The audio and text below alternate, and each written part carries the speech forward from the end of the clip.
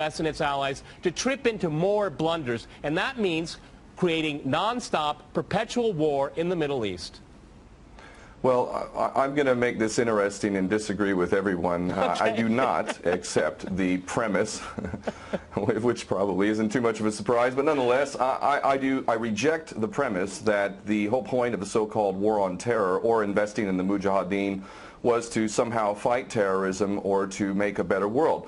I would argue that if you really want to know what's happening with Middle Eastern policy, then you must read Oded Yanan's A Strategy for Israel in the 1980s. Now, in that document, which is pretty much being played out to a T right now and has been for many years, there were serious objectives for Israel. And Israel's main objectives were to expand and grow in line with the Greater Israel Project. And in order for it to do that, there would need to be an excuse to justify the expansion of Israel, and in order to do that, we would have to sow the seeds of sectarian hatred and violence in the region. The #1 target of this plan was Iraq. We've achieved that. That's not a failure. That's actually a success. Iraq is a failed state largely. It is an absolute basket case. Sectarian hatred is absolutely insane. We see the beheadings and all of this madness, and we think it's a disaster. No, it's not at all. In fact, it's all part of the plan to break up Iraq into 3 different states.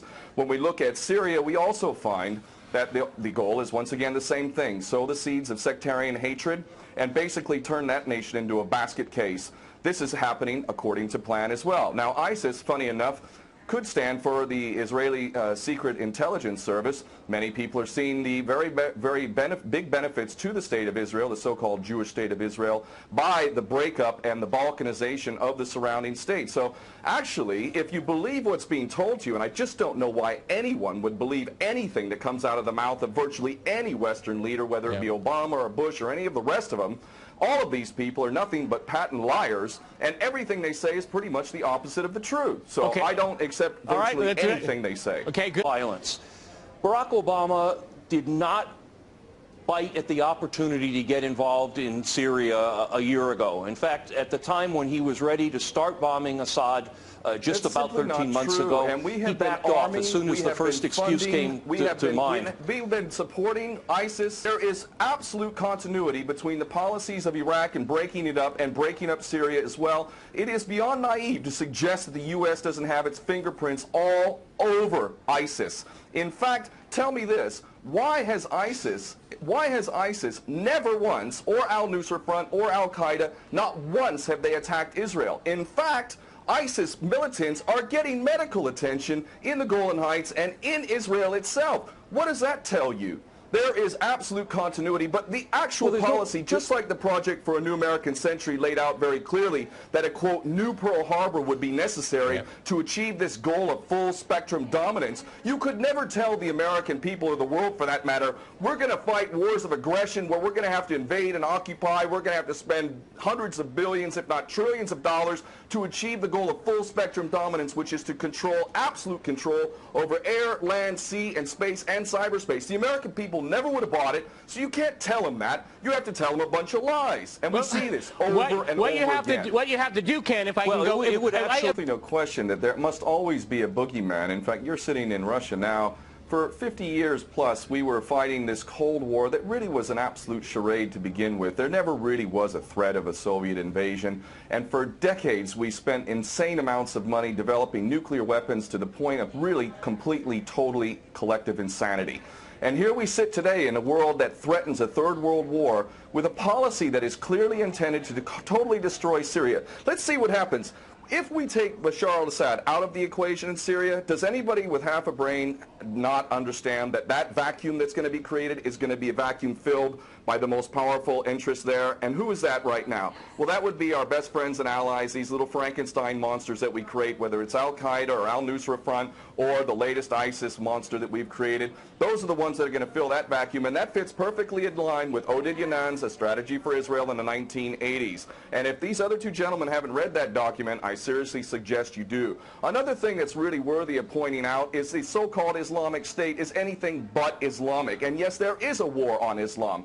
Islam is very understood by many Muslims around the world to be absolutely 100% forbidden for you to forcibly convert somebody to Islam or kill them. This is totally untrue. Back in the medieval times, when there was Muslim empires, it was an absolute understanding and policy amongst the Muslims who were in charge at that time that those who practiced whatever religion were allowed to continue practicing that religion, and they were not even forced to pay taxes into the Muslim empire itself. However, if people wanted to practice that religion, they would not be able to derive the benefits of the tax system and so on and so forth. The bottom line is no Muslim in their right mind would justify going in and literally executing men, women, and children simply because they don't convert to your religion. These people are not Islamic. They are creations of the monster, which is the empire of the United States and all its cohorts in Israel and England in particular. And this monster is purposely created to justify the continuing insanity of the never-ending war policy, which is really the core of America. And that is exactly why I renounce my U.S. citizenship. This madness cannot be considered anything but the major threat to the world. Okay, Peter, in New York, one of the things we've seen... There are very obvious solutions. One is to arrest the traitors in the U.S. Congress and White House who have sworn to uphold the U.S. Constitution, and somehow the American people have sat by while the President has afforded himself the power to execute anyone, anywhere, anytime, for any American citizen to be detained without any due process of law, no representation, incognito, and theoretically he could be condemned to death by a military tribunal in secret and executed. All of this operating under supposedly the United States Constitution. So all of these traitors need to be arrested first and foremost. When Netanyahu came to the Congress a couple years back, he received 29 standing ovations by these cowardly chicken hawk traitors. So the American patriots need to stand up and grab a pair and ultimately have some integrity and get rid of these traitors. Secondly, cut off all funding to Israel. Israel is a pariah state, a criminal state. It is committing active policies of genocide by the legal definition of the word according to Black's Law Dictionary. That country needs to be cut off right now. All of their attention needs to turn inward. Stop your little empire endeavors and full spectrum dominance and all of this sort of madness. Start taking care of your infrastructure back home. Start taking care of the American citizens who have worked their whole lives and now find themselves wondering how they're going to keep a roof over their head. All of that is very obvious and very sensible. Or America can continue to decline into an absolute total pariah state, hated and resented around the world, and maybe bring the whole world into World War III. I would prefer that we do the former instead of the latter, but ultimately we need some serious change in government, and that means getting rid of these traitors. Okay.